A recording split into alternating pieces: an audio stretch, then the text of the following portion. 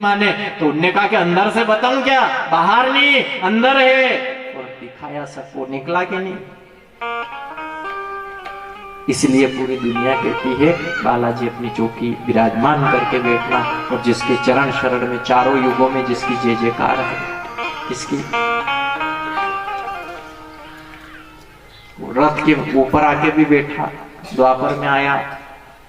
अगर वो सतयुग में था, त्रेता में राम जी के साथ आया, द्वापर में कृष्ण के साथ में अर्जुन की छत्र छाया, अर्जुन की रक्षा करता रहा, और कृष्ण के आदेश से, उस राम के आदेश से, तो सतयुग में भी है वो। क्योंकि आपको बता दे, विष्णु महापुराण में कहते हैं 7 लोग आज भी अजय अमर है।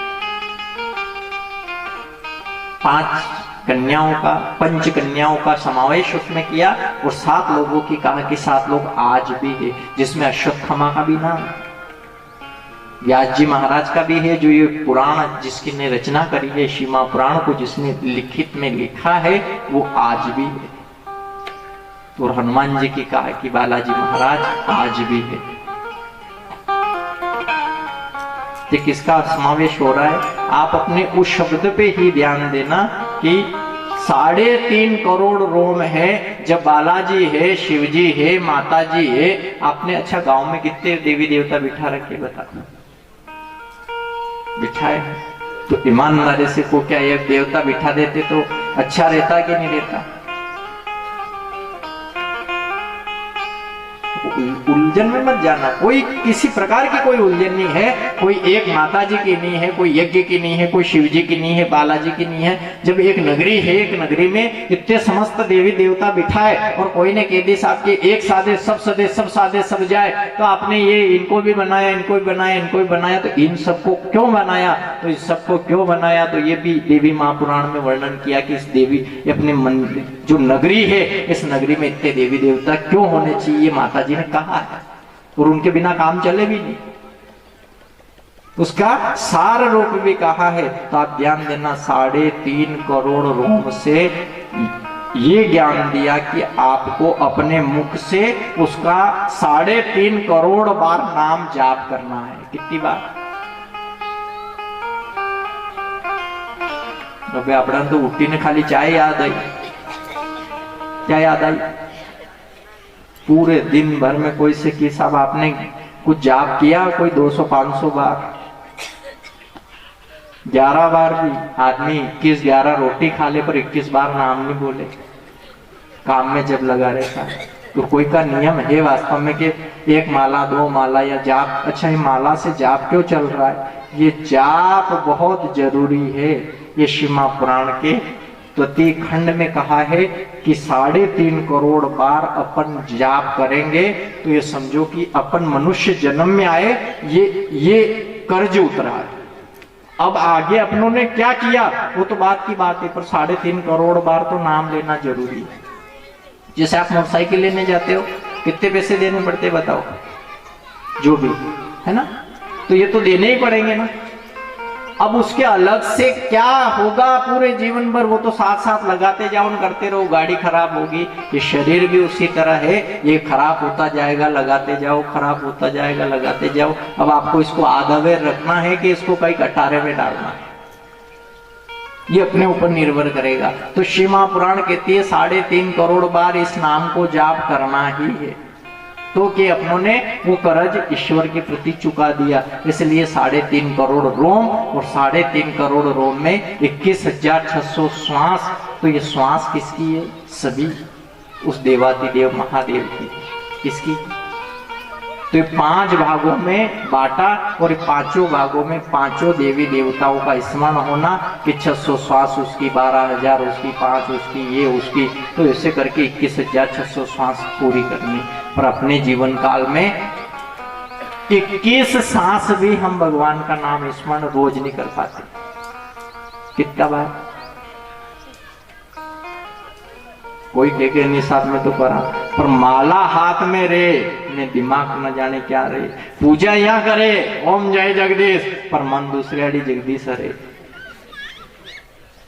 अच्छा, मटकी भले माता पे वेगा पर कोणा कतरी चीजा याद आई होगा था किया कोणा कतरी देरो लागेगा ने वाजा वाराई जड़ जड़ तुम साले टेम कर रहा है कोई प्रकार की बातें दुनिया की याद आ रही होगी न्याय होगी। कोई तो चीज जीवन में है जो अपने को भले अपन 10 मिनट के लिए तो इसके लिए तो ये कहा कि आप यदि जजमान बन गए, माथे पे तिलक, आपने आभूषण धारण कर लिया, तो फिर दुनिया को आप छोड़ दो, इस भार को छोड़ दो। ये भगवत का भजन करने का भार अब माथे चढ़ा है, ये उतारने की बारी है। नहीं तो नहीं करना, फिर कार्यक्रम ही नहीं करना। अगर करने लगे तो फिर पूरी ईमानदारी के साथ कार्य करना है। ये देवातिदेव महादेव ने 21,600 श्वास पे आप हमारे हिसाब से कम नहीं ज्यादा तो 101 बार नाम जरूर जाप करना। कितनी बार? आज से इस कथा से आप संकल्प करना। अच्छा 5 मिनट समय निकलेगा कि नहीं? 24 घंटा है और 24 घंटे में 5 मिनट का समय चाहिए। कितना? अगर कोई 5 रोटी खाने वाला हो तो हम कह रहे हैं 4 खा लेना, जो नींद जल्दी नहीं आएगी। 5 मिनट का समय भगवान निकलवा देगा और 5 मिनट से आप ईश्वर का ध्यान, अपना नाम ले लेना। जो भी आपने नाम ले रखा हो गुरु वचन में, अपने उस नाम को याद कर लेना। तो यहाँ की भी बन जाएगी और यहाँ से छोड़ के जाएंगे उस शिव धाम की भी बन जाएगी। दो ही तरफ की रह जाएगी बात। कितनी तरह की? तो क्या को नहीं कि ये को भी नहीं पहले नहीं, ये को भी आदमी के को नहीं कि माँ की भी राखनी ने बालाराम जी सासू में वो भी दो तरह का रहता है ना। कोई की अपना दो ही। अगर एक बेटी अपने पियर की रख सके, ससुराल की रख ले, वो कितनी बड़ी शक्ति है, सोच लो। आदमी से कह दो कि साहब एक काम करो, लाड़ी अतरा दंतिया रे, एक काम करो लाड़ा ली जाओ थोड़ा दिन ससुराल, वहां री जाए, देखा लड़ाई करी नहीं आ जाओ। लाड़ी से कह दो ये माँ है, इसको पिता मान, इसको माँ मान, वो मान लेगी ये पिता है माता जी। अगर आपड़ो से कह दो, देखे कोई जमाई से कह दो कि अना मम्मी पापा माता पिता मान जी, हाँ मारा है वना नहीं मानो, वना ने कभी माना।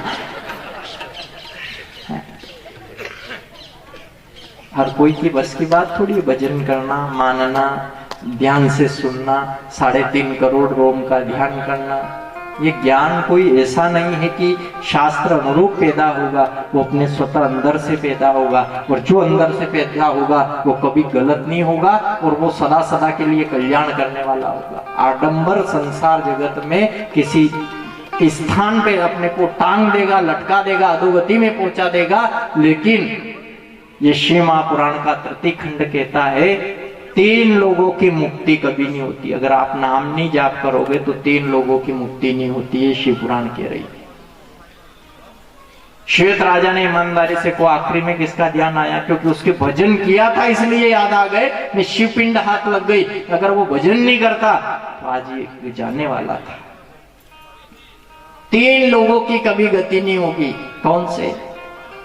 एक सांप से काटा हुआ, जो सांप से द्वारा रक्षित होता है, काटा जाता है, जो मर जाता है, ये शास्त्र कह रहा है कि उसकी कभी गति मत समझना। भले किसी भी उम्र में गया हो, भले 80 साल में कहीं बैठा था, उसको सांप ने काट लिया, जहर चढ़ा है उसको, कोई जहर खा के मर रहा है, उसकी भी कभी गति नहीं होगी। गुरु जी ये हम नहीं कह रहे हैं, ये पुराण कह रही है।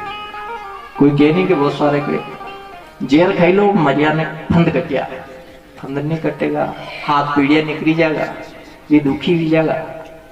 कड़ा कतरा चबूतरा बनाना पड़ेगा और कड़ा कतरी जगह बाह आगा। पंडा पुजारी देखो कौन काले गुरु जी बेवड़ा कहता है, रात 12 बजे तक भी बाव आता बंद नहीं हुआ। एक ने बाबा में 8-10 ने हो रहा जाए कितने को। अब ये ऐसा कर्म ही क्यों करे कि अपन दुखी, अपना परिवार दुखी, सदा सदा के लिए जो 7 पीढ़ी को दुखी कर दे। तो जो सांप से मरा, जहर खा के मरा, दूसरा सुनना, जो जल में डूब के मरता है उसकी कभी गति नहीं होती।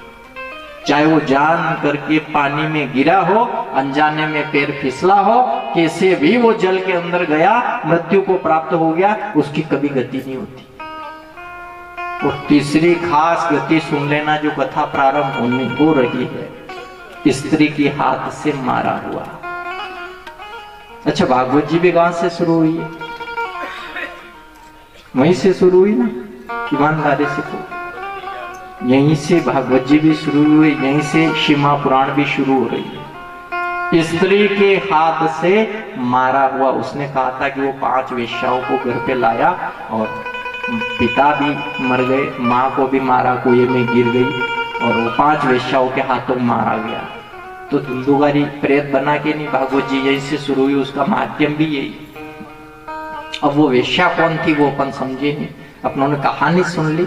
अब ध्यान देना, जो स्त्री के हाथ, बहुत सारे कहते हैं कि वो स्त्री के वर्ण। अब स्त्री कौन है? स्त्रियों में आप ये मत सोचना कि स्त्री कौन है, कि कोई ये लाड़ा लाड़ी की कहानियां हो रही है जगत में, कि कोई कथा उसकी चल रही होगी।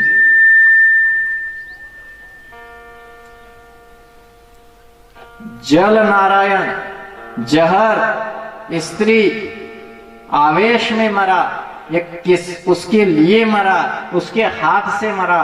तो ये शिमा पुराण तो कह रही है ये 3 लोगों की गति नहीं हो रही। अब कितना ही संसार जगत में बहुत सारा कोई किसी के प्रति, अब ये दुनिया में जो आज देखो तो ये ऊपरी भाव देखना, ऊपर की जो बात लिखी है, तो ऊपर की बात में क्या हुआ कि कोई स्त्री से ऐसा हुआ, धोखा मिला, कोई कुछ खा के मर गया, कोई फांसी लगा के मर गया, तो वो सोच रहा है कि मैं ऐसा कर लूंगा जो जगत में नाम होगा। नाम नहीं होगा, ये 7 पीढ़ी को बर्बाद करने की स्कीम है। क्या है ये?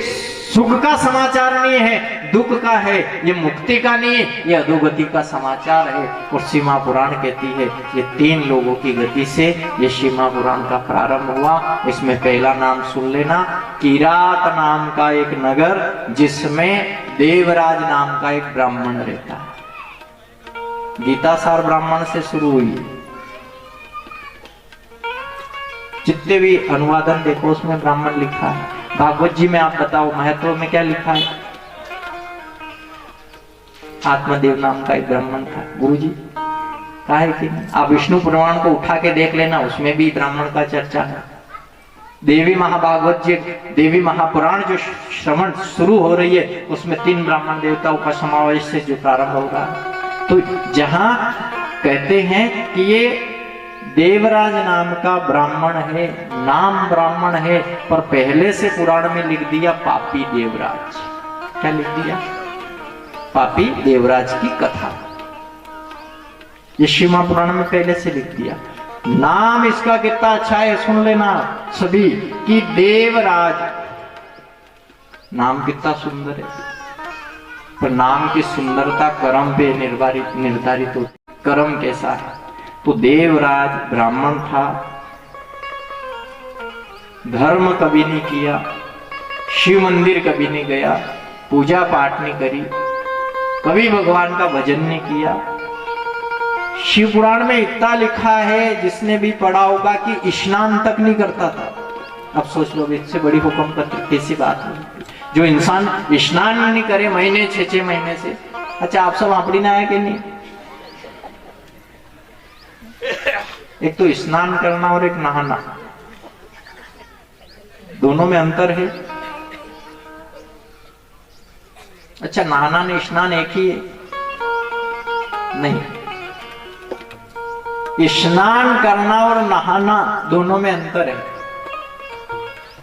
नहाना वो होता है जो शरीर से जो जल छिड़काव होता है, अपना शरीर पे पानी की बाल्टी जो जल है उसको डाल लिया, ये नहाना हो गया। स्नान किसको कहते हैं? अब इस शब्द को आध्यात्म की ओर ले गए तो उसने कहा कि स्नान वो शब्द है जो अंदर के सफाई करता है। स्नान का अर्थ क्या होता है कि आपने स्नान किया कि नहीं। तो अब कोई का शब्द बहुत ध्यान से सुन लेना, वो किस तरीके से क्या कहना चाह रहा है। कोई समझ गया तो ठीक, नहीं समझा तो फिर ये ऊपरी भाव में फिर डूबता रह जाएगा। वो तो यूं ही कहेगा साहब कि हाँ हाँ भर बाल्टी पूरी पानी वाली के हाथ पे पूरी बढ़िया हापड़े, हम तो हाबू तक लगाए। पता था तुमने हाबू लगाए पर तने स्नान नहीं करियो। नहा लिया होगा, नहाना हो गया होगा, ये शिव पुराण में ही लिखा है। नहाने का समावेश इसमें दिया है, भक्ति का दिया है, मुक्ति का दिया है, हरि कीर्तन का दिया है, सत्संग का दिया है। इस सब का अर्थ क्या है? तो जीवन में ये कहा कि ब्राह्मण है, देवराज है, किरात नगर है, धर्म ने किया, भगवान का पूजन ने किया, पाठ ने किया, यहाँ तक नहाता तक नहीं था। जल से स्नान तो वो कर ही नहीं सका क्योंकि भगवान की भक्ति कभी करी नहीं, पर उसने नहाने का तक पानी नहीं मिल पाया, और पानी तो बहुत था पर नहाया नहीं, इच्छा नहीं हुई लोके में। कई को ठंड का दिन है, 2-4 दिन में हापल्ला तो बढ़िया है। अपने गांव में भी वेगा ऐसा महात्मा है कि नहीं, उन्होंने मान नहीं की सका महात्मा कहणो पड़े कि शक्ति आगे है बात करा के डायरेक्ट यही तो बात कहेगा। उपरा थी हापड़ा थी कही है, अंदर थी हापड़ो थी। जहां मालूम को नहीं में खारी में बैठा होगा 2-3 बाटला लीने, तो अंदर थी सापड़े, बाहर थी नहीं आपड़े काय से नहाना। तो देवराज से कहा नहाना हो नहीं पाया, और जो नहाया नहीं उस समय ये शिव पुराण में लिखा कि वो पापी की गिनती में आया। उसके देखो माँ है, पिता है, पत्नी है, बच्चे है, सब कुछ है। वहां तो कहा था कि ब्राह्मण तो रोया था संतान के लिए, लेकिन यहाँ कहा संतान भी है, पत्नी भी है, माँ भी है, पिता है। अब आप ये सोचो कि शिव पुराण का जो ये कथन शुरू हुआ है, इसमें कमी किस बात की है? आपके भी घर पे माँ भी हो सकती है, पिता हो सकते हैं, दुर्भाग्य अपना है कभी हो सकता हो पिता नहीं हो, माँ नहीं हो, है ना। तो यहाँ तो कहा इसका पूरा परिवार सही है, पत्नी भी अच्छी है, पिता है, माँ है, कोई बात की कमी नहीं है, पर फिर भी भगवान से दूर, भजन से दूर, सत्संग से दूर, नहाता तक नहीं। एक दिन की बात है, ध्यान से सुनना आप। एक दिन जैसे ही वो घर से निकला तो उसने विचार किया कि कहीं समय बीत गया है, आज तालाब में नहा लूं। एक दिन विचार हुआ, मान लिया जाए 6 महीने में एक बार विचार हो गया, और जो नहाने जा रहा था योग ऐसा बना कि जिस सरोवर के पास में वो गया, उस सरोवर पे एक युवती स्नान कर रही थी। शोभावती नाम था उसका, शब्दों का ध्यान रखना, क्या नाम था? शोभावती नाम की एक स्त्री थी। उस स्त्री को उसने देखा, और देखा तो नाया भी नहीं, फिर नहीं नाया। उसकी बुद्धि में कुबुद्धि आ गई उसकी, और जो कुबुद्धि आई तो उससे बात भी करी, उससे चर्चा करी, तुम कहाँ रहती हो? तो उसने एक बात कही कि तुम किस काम से आए हो, तुम लेने क्या आए? अच्छा, ईमानदारी से को आदमी गया था कि ये काम करना, तो उसको काम क्या दिया था? भगवान ने कितनी तुझे दुनिया में भेज रहा हूँ, किस काम के लिए भेज रहा हूँ, तू अटारे में मत अटक जाना, उसमें मत रह जाना। जो जिस चीज में सार नहीं है, जो मंसूर जा रहा है, जिस काम से जा रहा है, वो काम तो नहीं हुआ, नहीं दुनिया के दूसरे काम में उलझन लेके आ गया, उसमें कोई सार नहीं है। तुझे जिस काम के लिए भेजा है वो काम करना। तो उस स्त्री ने ज्ञान तो बहुत अच्छा दिया उसको, तू क्या लेने आया है? तू यूं भी नहीं कह रहा है कि मैं नहाने आया था। उसने कहा मैं तो घूमते घूमते बस यूं देख रहा था कि कौन मुझे मिले, कौन दिखे, और कोई काम नहीं था। उसने कहा कोई काम नहीं था। तो फिर हमसे मिले तो आपसे मिले तो हमारे यहाँ ये विचार है कि हम आपसे विवाह करें। क्या आपने विवाह कर रखा है? उसने कहा हमने विवाह तो कर रखा है। तो फिर दूसरा विवाह क्यों? देखो, आध्यात्म की ओर आप जाना तो जीवन में जो एक सत्य है। अच्छा, फेरे ये नियम किसी ने बनाया? फेरे एक बार होते हैं कि 6-7 बार हो जाते? गुरुजी, एक ही बार होते। ईमानदारी तो यही है, सत्य ये है, सनातन का धर्म ये है कि फेरा तो एक बार होता है। वो लाड़ी भले कानी है, टूटी है, आंधी है, बिल्कुल काली है, कैसी भी है, लेकिन वो धर्म पत्नी है। कैसी पत्नी है? धर्म पत्नी उसी को कह सकते हैं। कोई ने की आपसे कि ये धर्म पत्नी जरूर, अरे धर्म पति कहा किसी की नहीं कहा, पर वो काली थी, पर उससे कह दिया किया उन फलाना की धर्म पत्नी है। अच्छा, धर्म उसके आगे क्यों लगाया आप जानते हो? अगर धर्म को कोई बढ़ावा दे सकता है तो धर्म पत्नी होती है। बाकी तो आप 2 ने 5 ने 10 ने लोग बहुत सारे क्या कहते हैं, ये पन्या तो कोई, तो फिर दूसरी लानी 5 मिनट में चाला लिया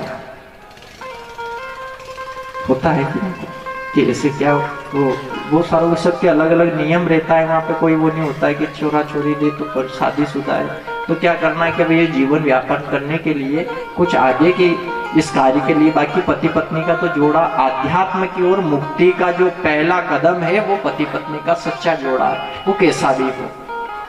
तो शोभावती ने सब तरह से उसको समझाया। लेकिन एक ध्यान देना, जिसने शिव मंदिर में कभी नहीं गया, शिव जी का शरणागति नहीं करी, कभी भजन नहीं किया, सत्संग नहीं किया, माता पिता के चरणों को नहीं छुआ, कभी जल नारायण को छुआ नहीं, शरीर के ऊपर नहीं डाला, अगर वो डालता कभी मंदिर चला जाता, उसकी चौखट पे बैठता और चौखट पे बैठ के आपको उसका ध्यान करता तो उसको ज्ञान भी आता। तो उसने संगति तो ऐसी रखी नहीं, तो उसकी बुद्धि में कुबुद्धि आ गई। कुबुद्धि में आ गई तो वो शोभावती से विचार किया उसने, मैं तेरे साथ रहना चाहती हूँ। तो उसने कहा कि तू मेरे साथ कैसे रहेगा, तेरे पत्नी है, माता पिता है, सब कुछ है, तू मेरे साथ कैसे रह सकता है? तो उसने कहा कि उलझन ये है क्या, मैं आज ही इस उलझन को मिटा दूं। कैसे मिटाएगा? वो घर पे गया, जो रात को ध्यान से सुनना, माँ को मार दिया, पिता को मार दिया, पत्नी को तक मार दिया। तो अब सोच लो, बात तो ये तो यही हो गई ना, तो तेरी माँ का नहीं हुआ तो मेरा क्या होगा? बोलो आप, सत्य बोलो आप। ये चीज भागवत जी में लिखी है, मैं अपने मन से कह रहा हूं। जो माँ का नहीं हुआ, पिता का नहीं हुआ, जो पत्नी का नहीं हुआ, ईमानदारी से कहना शोभावती जान गई कि जो इतने कुटुंब कबीला परिवार का नहीं हुआ तो वो मेरा कैसे होगा। लेकिन उसने ये बात कही नहीं, खाली मन में रखी है। और यहाँ शिव पुराण में फिर आगे कहा है कि जहां शोभावती के संग में वो जब रहने लगा, एक दिन ऐसा योग आया कि एक क्षण में वो शोभावती उसको चकमा दे के भाग। जितनी धन था ना, दौलत थी, उसने ले ली सब। माँ मारी, पिता मरे, पत्नी मरी, उसने की कि कितना बैंक बैलेंस कितना है तेरा, लाया 2 दिन 4 दिन 8 दिन 5 15 दिन सब निपट गया खेल। और एक दिन देखा उसने कि तू चल इधर में आऊं, वो उधर, ये इधर, भटक गया, ढूंढे। वो एक खाली बाहरी दिखावा था, वो ढूंढने से भी नहीं मिले। अब पत्नी को रो रहा है, पिता को रो रहा है, माँ को रो रहा है, पर अब पत्नी मिले। अच्छा, जो समय निकल जाता है उसके बाद वो मिले क्या? आज भले कैसी भी पत्नी है, कोई पति अगर उसके ऊपर अत्याचार करे, कैसा ही रखे, कुछ भी हो, लेकिन मरने के बाद फिर चाय कौन पिलाए बताओ? देखा आप कंटे कीधो कि नहीं मैं तो उन्हें घर जावा हाउ राखे माने, उनके बाद आज थी कशा हो राखे, घर में तक नहीं आने लोग। फिर देखा गया, वो इधर उधर भटका, वो दुखी हो गया, आंखों में आंसू आ गए। और वो जो दुखी होकर एक दिन पापी देवराज रोता रोता रोता एक मंदिर था और मंदिर के पास में वो गया। तो मंदिर में कभी नहीं गया, तो मंदिर में अब जा सकता है। मंदिर के पीछे जाके बैठा और पीछे गया तो वहां पे कथा की हो रही थी, कथा की आवाज उसके कान में पड़ी, तो दोनों कान में ही उंगलियां कर ली उसने। क्या कर लिया?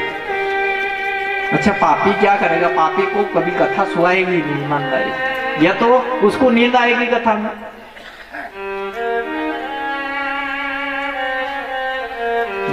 बगया कहीं बोले आ करती है रहेगा बार बार। जो पास वाला भी कहेगा क्या थी, उठी ना आयो, रात भी तुमको नहीं आती, अपने को आलसी बनाएगा। देखो, आलसी इंसान आलसी बनाता है। जिसको ज्यादा नींद आती है वो कथा में भी नींद आ जाए उसको। पर आपसे कहा है कि ध्यान की बात से कथा शुरू हुई है। गाड़ी चलाते हुए, कथा सुनते हुए, कोई भी काम करते हुए आलस्य बहुत बुरा है। ध्यान भंग हुआ फिर समस्या खड़ी हो जाती है। उसका ध्यान नहीं था तो वो लाड़ी चली गई, फिर वापस से शोभावती उसको चकमा दे के चली गई, क्योंकि वो उसके ध्यान में नहीं था। वो माँ का ध्यान नहीं किया उसने, पिता का ध्यान नहीं किया, जो पत्नी का ध्यान नहीं कर पाया, जो सत्य का ध्यान नहीं कर पाया। आज मंदिर के पास बैठा तो जहाँ सत्य आ रहा है वहां भी कान में उंगली। ईश्वर ने योगी तो उसका ऐसा बना।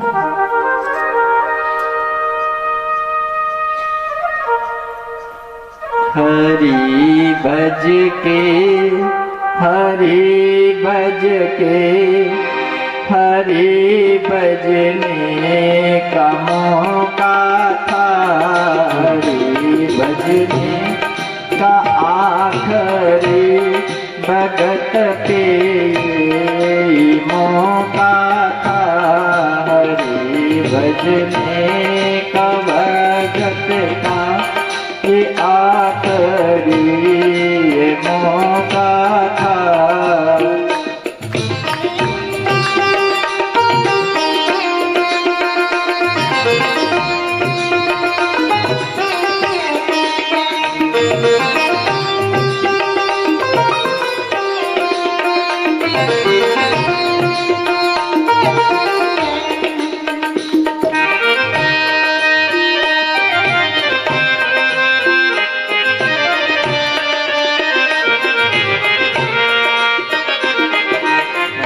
ध्यान देना, वो पीछे भले ही बैठा है, अब ईमानदारी से अपने अंदर करना, आप आ जाना। एक कथा कान में उसने उंगली डाल दी, पर कथा कौन सुनता है? मंदिर के पीछे बैठा है, कथा चल रही है मंदिर के प्रांगण में, और मंदिर के पीछे बैठा, कान में आवाज गई तो उसने उंगली